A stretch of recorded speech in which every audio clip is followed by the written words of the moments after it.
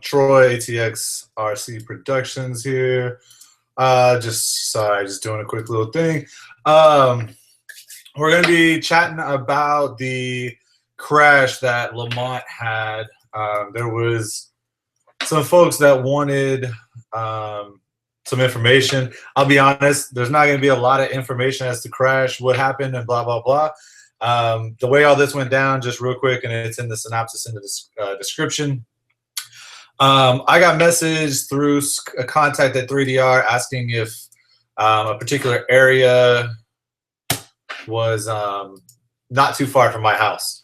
It wasn't. It was 30, 40 minutes. So, sorry. Okay. It was 30 or 40 minutes away in Taylor. So, my son was a little sick last night, but we ended up throwing him in the car. He was all right to ride. He said he wanted to go. So we took off and we went this morning and met up with Lamont, who was the pilot. Real quick history on what happened. In my understanding, Lamont was at a tractor dealership and he was wanting to get some video of him leaving the lot with a new tractor. Pretty cool, pretty self-explanatory. Something that Solo is technically capable of. I will say that being he was probably new to the system and all, I don't think it was the best idea, just like my idea to orbit the bell tower over there probably wasn't the greatest. That being said, it's already been acknowledged there was some sort of malfunction. He is getting a new unit, just so you know. Today's retrieval was a lot about just getting the unit for 3DR to look at. They are very, very eager to find out why this particular unit malfunctioned and get to the bottom of it. So much so that, again, I got kind of contacted, hey, could you go help him find it? I had no problem doing that today because I was off. My son being sick, we took him with us. I took a buddy, Tripp. Thank you, Tripp. You came with us from Austin. Up on the boards, he went ahead on the Austin UAV pilot group that we're in. I posted, hey, I'm going to go out there and look. Anybody wants to come? We went out there. He met me. We met Lamont. We then drove over to where we thought would be the easiest access. Lamont had already secured some access through a private company that was had some equipment out in that field. Platform, I don't know, some kind of water system or something. I don't know what it was.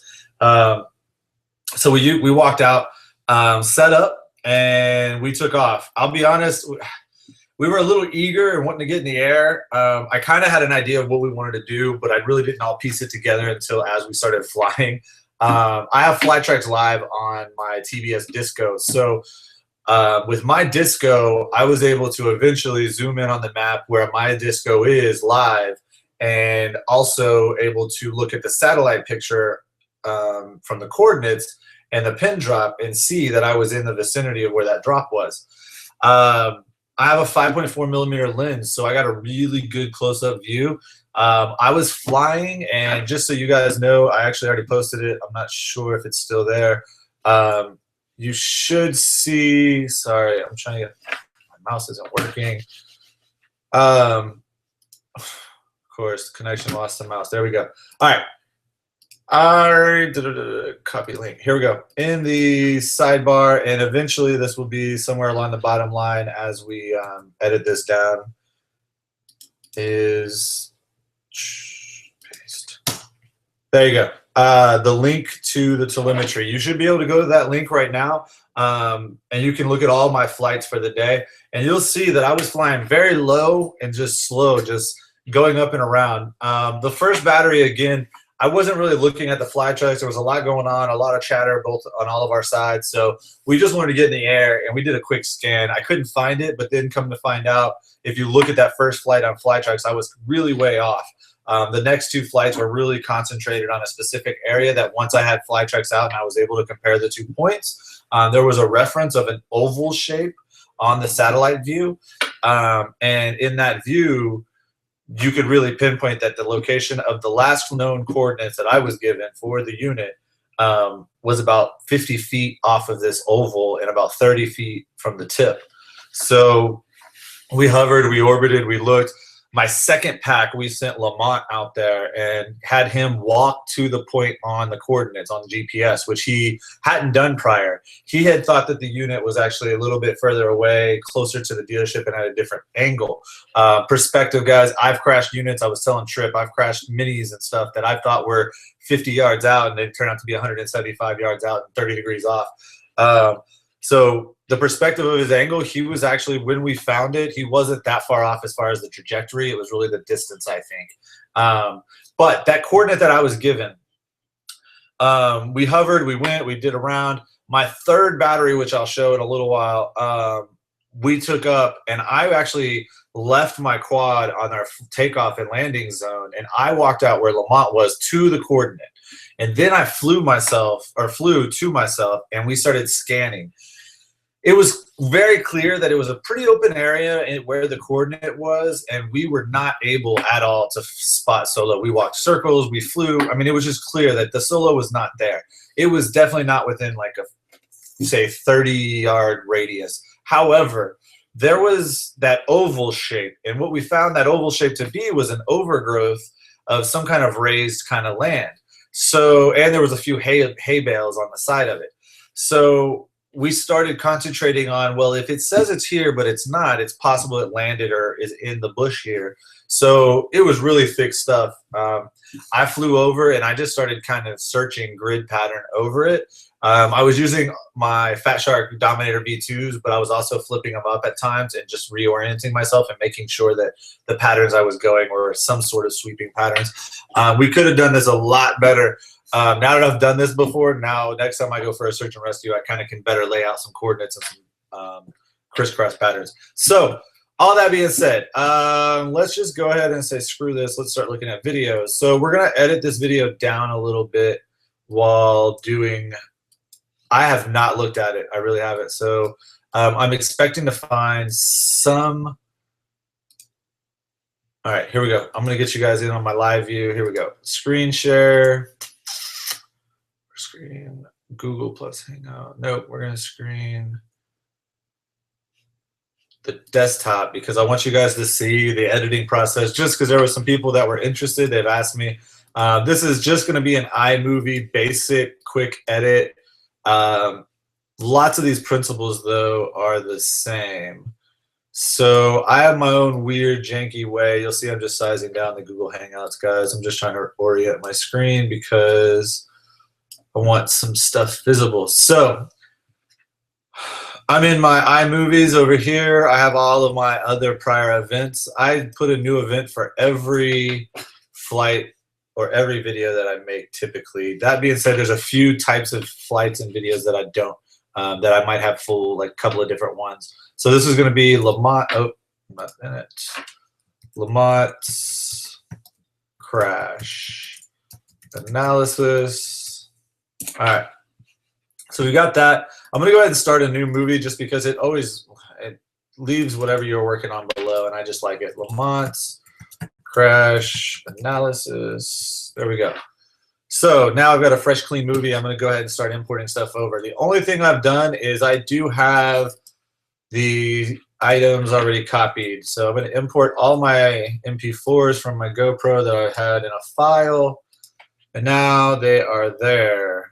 Cool. So now that we're here, there's a couple different ways you can go about editing a movie. It's whatever you want to do. You want to drop an entire clip like this in, cycle through it, cut it, clip it, whatever, that's fine. It depends on what kind of video I'm making. It depends on kind of how my style goes and how long of a video. On longer videos, I actually prefer to, instead of dragging in and dropping, I prefer to do in iMovie, what allows you to basically watch the entire clip before you do anything with it. So I'll actually just select my clip, and because this is a really long one and we're not trying to be here all day, I'm going to kind of just quick view it. But here was me setting up, obviously. I'm just cycling through the slider. Turn my volume up so you can hear. So we just started the rotors, and then we took off. So I'm going to get to where I want to go because I know we did a little bit of setup. This was our takeoff zone, and what you'll see, and you can look at my arrow, is this is actually, I did not realize how close we were. This is the area that Solo said it was. In fact, pretty much right where that arrow is. I'm gonna go full screen. So right where this arrow is about where the coordinates I was given was. You can see the edge of the oval on the satellite view if you're looking at the coordinates via satellite view. That's where the curve of the oval is. So the coordinate point was there. We had prior searched out here via the air. So this is what you're going to see first, is we went way too far. So we went past that point and to the next acreage, and we started searching in here. I was looking at corn roll, trying to come up with any and everything I could, but this was flight number 1, just searching. There's a good close view. I actually was pinpointed on this in my goggles as it had to be something. Oh my gosh. It definitely wasn't. But you can see with that 5.4 millimeter lens how close I was able to get us. Looking at this now, I can tell you next time I do a search and rescue, I'm bringing a 20-inch TV monitor of sorts to be able to piggyback a video off of and really see this, because this was the other problem. We didn't have a lot of people that could video or look and keep eyes on it. We were trying, but we didn't have enough bodies, and we didn't have enough footage or enough inches of see, again, I was concentrating in my goggles. I saw a dark spot of some sort here, I guess. Not at all. So we're way in the wrong area. All right, but this view shows you, let me back it up. All right, hold on, right there. Okay, so Lamont was at this tractor dealership, right? So he said when Solo flew off that it flew this way and that it crashed, he thought, somewhere in the area that we were searching in this vicinity. The coordinates that we were given were more, and I can't see them yet, but about, I don't know, 50 feet to the right of where the arrow is. So we were searching here, and he had walked up and down, up and around, and all through this field and the cornfields looking for it, and he couldn't find it. So the coordinates, and just so you know, we are taking off from, I can't even see it right this second. Anyways, we're still looking. He's telling me he wants to look here, so we're looking. Totally fine. All right. So now, this is actually when we were really close to the point where the coordinate says. The coordinate says it should have been right in this vicinity here. Obviously, there's no Solo. We couldn't see it. So I'm still looking. No Solo. I then flew to this because I actually, for some reason, thought this might be the oval because we still hadn't had my Flytrex out. But it wasn't the oval. I searched around here. This is none of the good stuff, really. Apparently this, okay. So this video, I've already searched through it. There's nothing really I care to use in an edited video other than I am going to show you how to pull. Here we go. So my takeoff sequence I want. So what I'm going to do is I'm going to click here and I'm going to drag what I want. And so for me, I'm going to do the takeoff sequence and then the pan up. And then that's all I'm going to use for my opening for right now. I don't know if I'm going to definitely use this clip, but that's how I pull out just a 20-second clip really quickly out of that. I am going to take one more. I want some of this up close corn footage. So what I'm going to do is I'm going to go from here to that 20-second clip, and then I want, when I came in on it right there, just to show the lens capability, really, the pan, the movement, and then the pan. So I'm going to use that clip there, and I don't know what I'm going to use of it. I'm just dropping stuff in that I might utilize. So I have now 1.3 minutes of clip out of that 11-minute video, and I think that's really, that might be all I really want to use.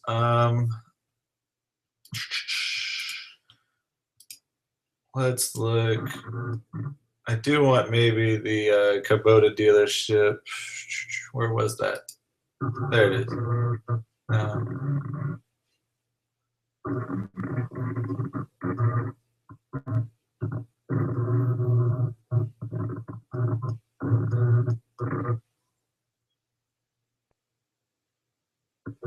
All right, there it is. All right. So I do want some of this footage to cut down.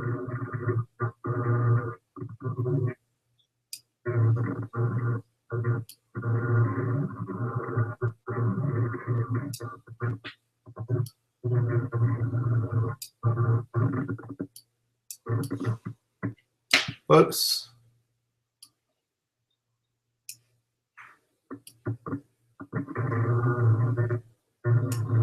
All right, there we go. 10 seconds of that. All right. So we're done with that clip, and we can move on to the next one. So this was same continuation of the same flight, because the GoPro, after it reached its max file limit. So this was us flying back to where we were. This was on a battery change. I actually had dipped kind of low on this battery, and I got a little worried. I think I actually crashed it. Yep. Boom. But it was a controlled crash. I knew it was happening. I'd rather ditched it there. Anyway, so that was that. So this is our landing zone. I switched batteries. Let's look through it. All right, here we go. So take off. So this is the one that we found the coordinate point. I'm looking for it now. And now I've gotten us there. So here we are. So Lamont is here. This is the oval. You can now see it. It was actually, I think, at one point a bunch of rows of hay, and that's what's actually shown on satellite. The coordinate that Solo was supposed to be was right here where the arrow is, right in this area. The eventual finding of the Solo, if I remember from what I saw, was in this area here. I'm not 100% about that. I remember seeing it. It could have been more here, but it was definitely somewhere in this vicinity here. So this was us scanning this area.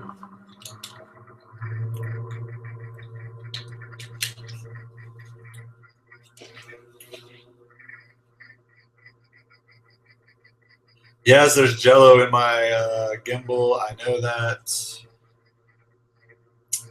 I'm still working on that. So that's Lamont. I'm hovering over the position that it was supposed to have been. This was me lining up. Okay, this is formation of where it's supposed to be. I started dipping in. Lamont's looking for it. It's clearly not there. I mean, we would have spotted it from the air here for sure. So I get a little closer. Lamont's working circles. He's on his phone on the coordinates. You can see it's only ankle deep. So walking it myself, I will say that an upside down Solo would have been difficult to spot, but you still would have seen.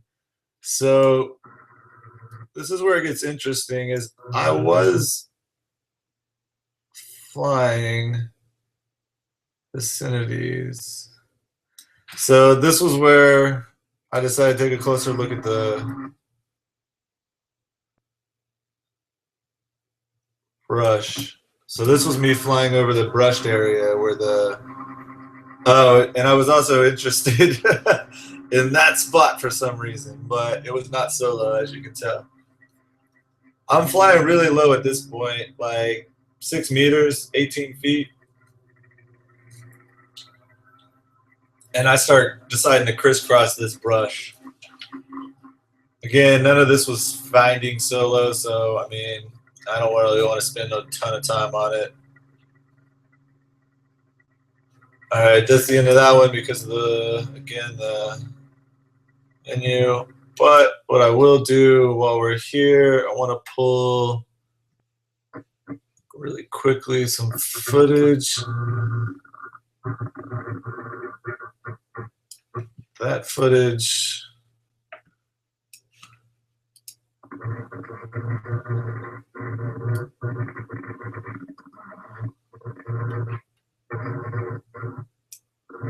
That footage.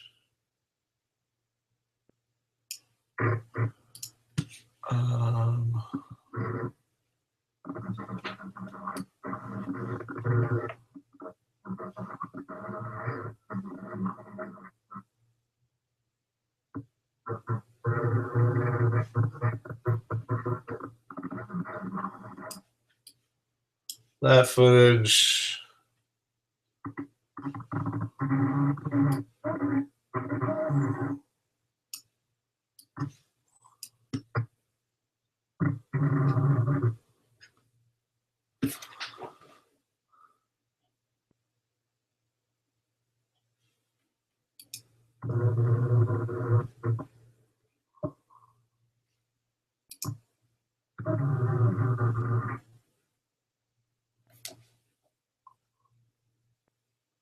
All right, so I'm just looking through the next one.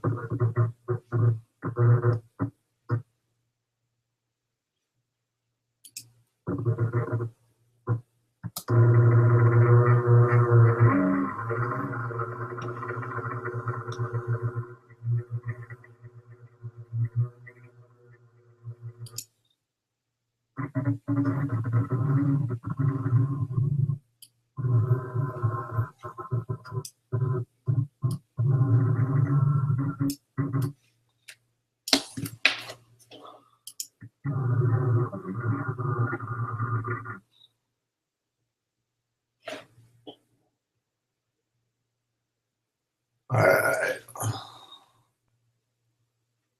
So this was the third and final battery that if we got anything, I think, on camera, this was me taking off from the spot. So I'll drop that in, and then we're gonna watch this from this point. All right, so here's the footage of the final battery. So where I'm standing, which is here, is the reported spot of solo.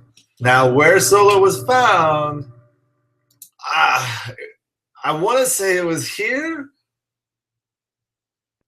or right in this area of some sort, man. So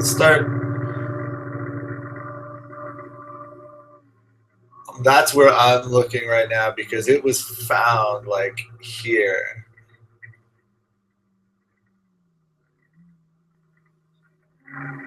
But I end up again, like we really thought if this is the coordinate that it must be in this brush. I mean, for us, that's just the only spot. So you see me, I'm with my goggles on over here, and I just start sweeping it, man. I started with a long, short sweep. I started seeing spots, and then I'm like, oh my goodness.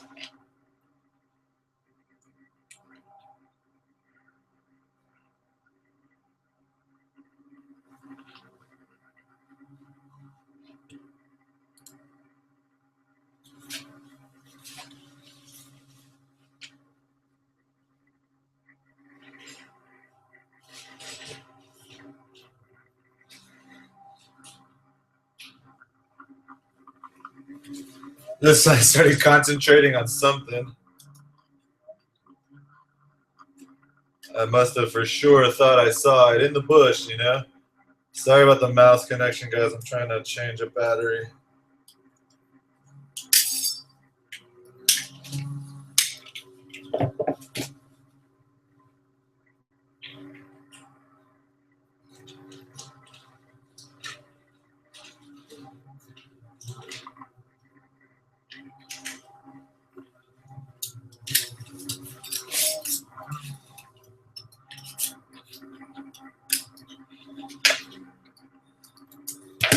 All right.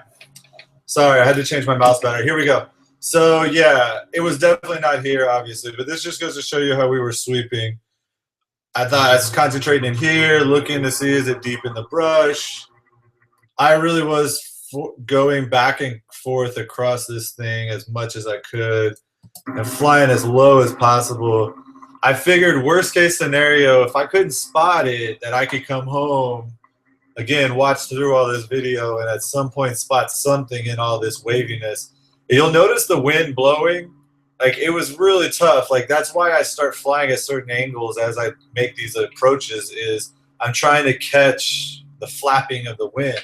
It's like I would see dark spots and then all of a sudden get covered up with the wind. So it was tough, man. It wasn't as easy as it looked. I went out there really thinking this was going to be a quick in and out. I figured, oh, well, it's just going to be a tough area to fly into, but once we get there, we'll see it. Man, this is some good close-ups. I was trying to get right in that wheat. But again, I think I was in the 6 to 7 meter range, so I'm at like 15 feet. But you can tell, man, my disco was pretty locked in. I was doing good with the wind. Wasn't a bad deal. Okay, so here's where, towards the end of my last battery, I told Lamont, worst case, man, and this is where I actually got really close to finding it. At this point right now, Solo is approximately 80 feet that away or 60 feet that away somewhere.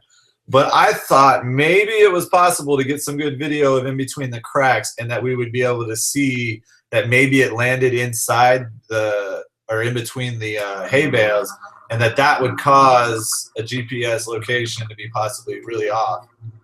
So I started looking. I was concentrating right here. It seemed like a really dark area. I thought, again, if it flipped upside down and was landed in between, maybe it thought it was somewhere else. So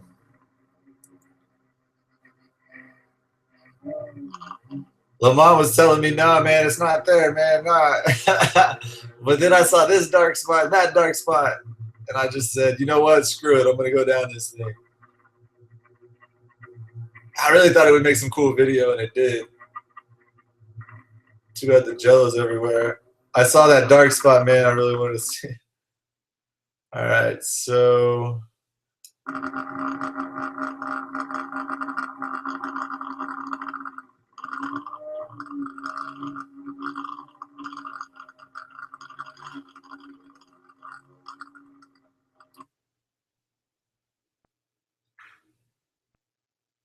All right, hold on. All right, so that's this.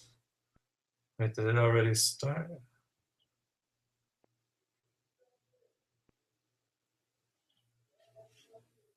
All right. This is the stuff I want to watch because it's weird. It says 16 seconds though.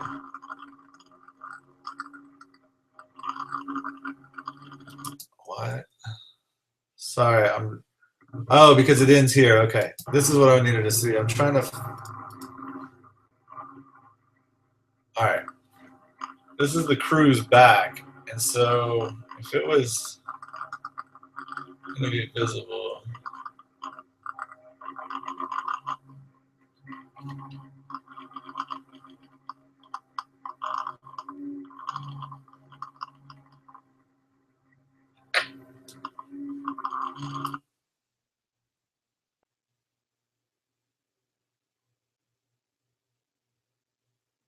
Okay. So, yeah, this was my last couple of flights over the brush. Okay. Yeah, this isn't anywhere near where it's at. So that's us. I decided I was going to sweep it one more time, but again, not necessary. And then that's when Jesse walked in. So there's Jesse. He walked in. My battery was critical. I decided to go ahead and come in and land, but I was hoping that this is where I might get a shot of about where it is. Yeah, I landed. So it was about, let's just look real quick.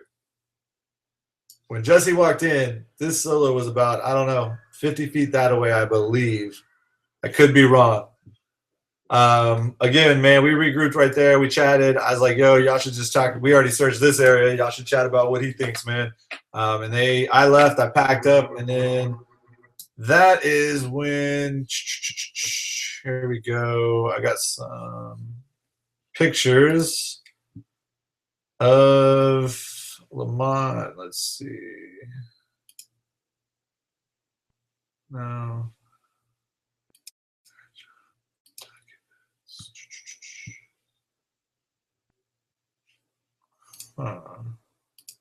Here we go.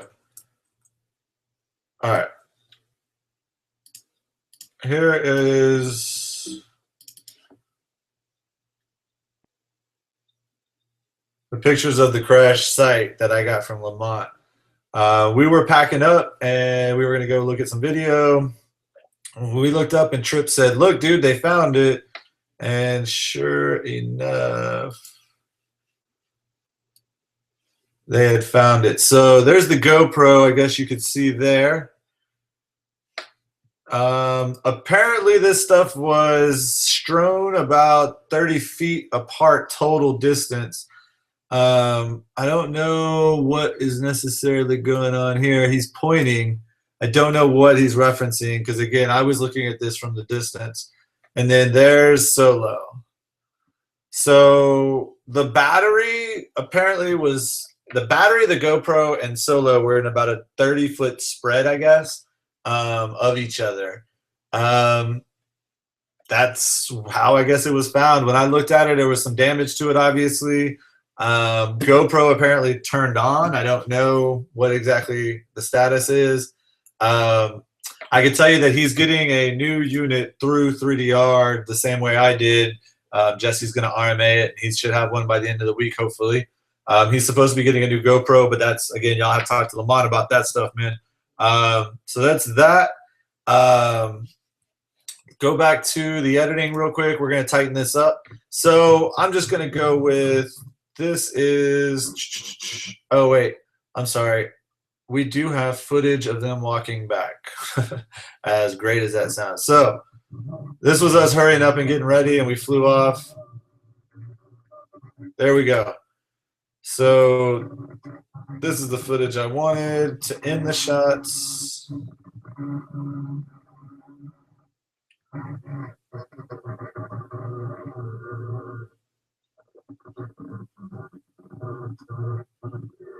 All right. So we're going to go with that. So there we go.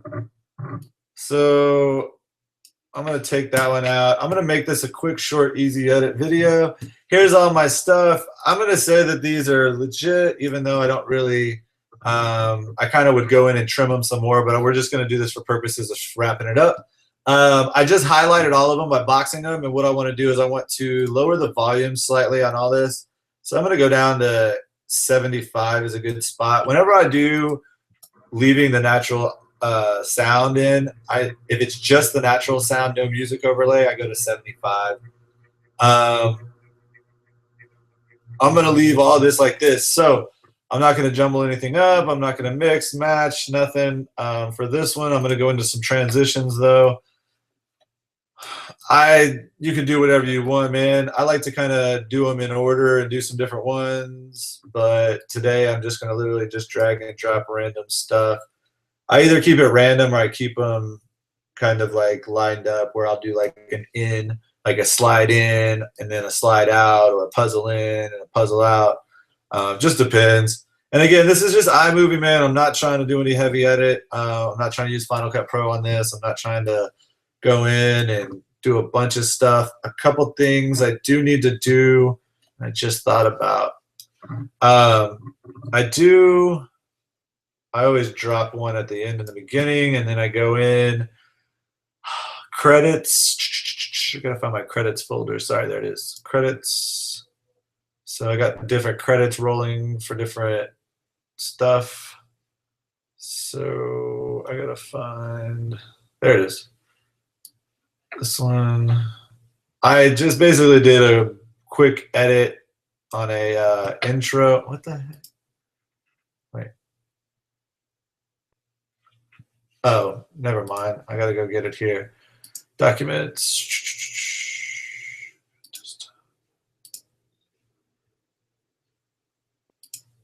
For my credits, this is just a basic one, man.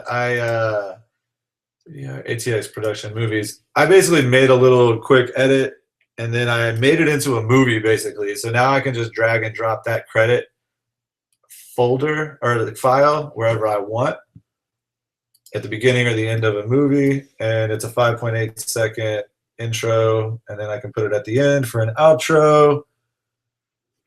One more thing I need to do, because my camera settings are Pro Tune and I have them on dull colors, is we need to go in and change some colors, get it a little better looking. So to do that, I just highlighted all of them, and man, it didn't work. Sorry. All right. We're going to highlight all the movies together. I actually should have done this earlier before I finished transitions and stuff. All right, and now we've got colors selected, so I'm going to go in and give it a little better color. We find something of reference like that. Wait, no. Something that I knew the colors of. There's something. I can look at myself and say, okay, and the colors of the cars and see. So we're going to go, that's a good saturation. Adjust the contrasts and the brightnesses, shadows.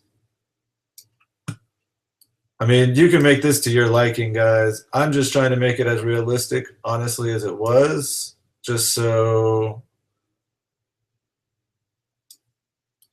I'll be honest, it's a little colorful. I'm going to go with that. And then after I do that, I'm going to just go cycle through to a couple different scenes. Yeah, I mean, I'm comfortable with that color, man.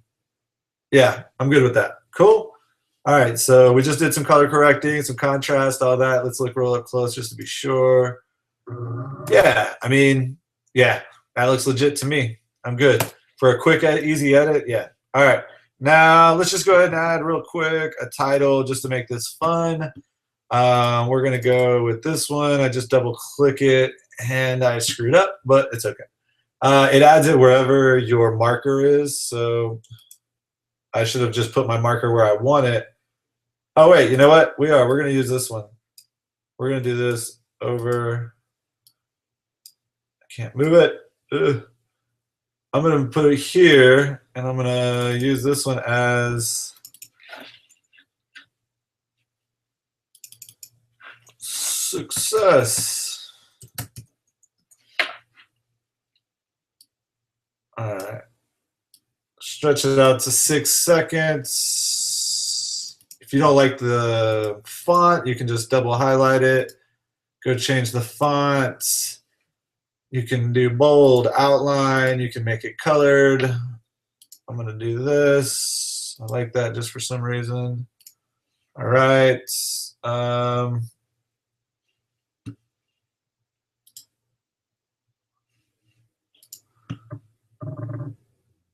Now we're going to do another one here.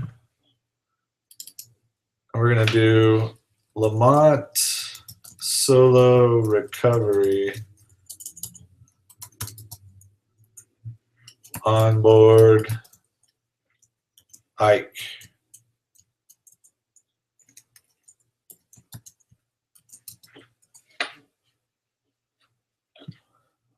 This, I don't know, just feel like I'd do it yellow. All right.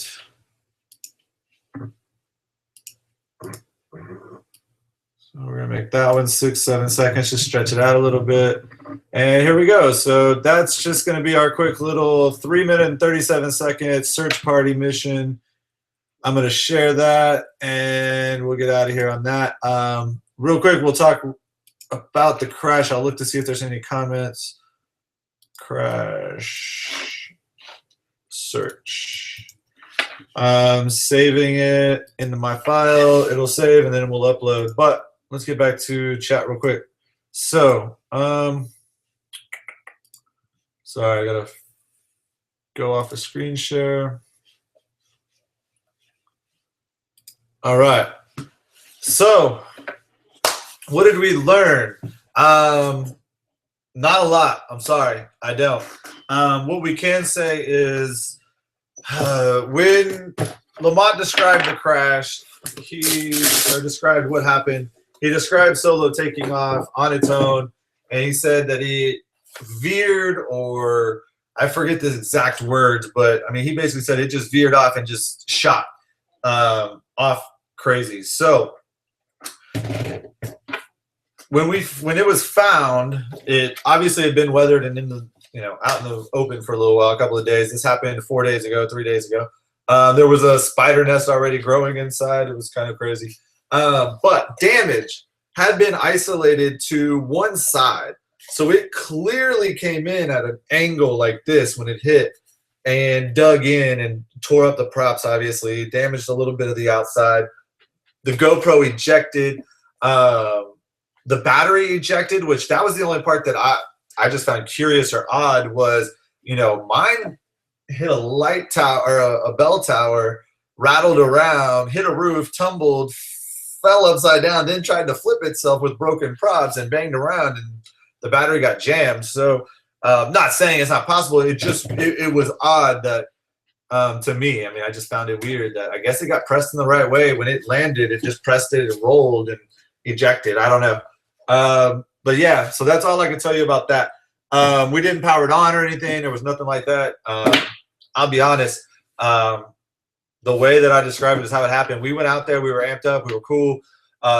We did some really good stuff, and we thought we had some really good, footage. We unfortunately didn't find it. It wasn't nearly as easy as we thought it was going to be, just due to the terrain and the location. It was really wet and kind of muddy and mucky underneath all the grass.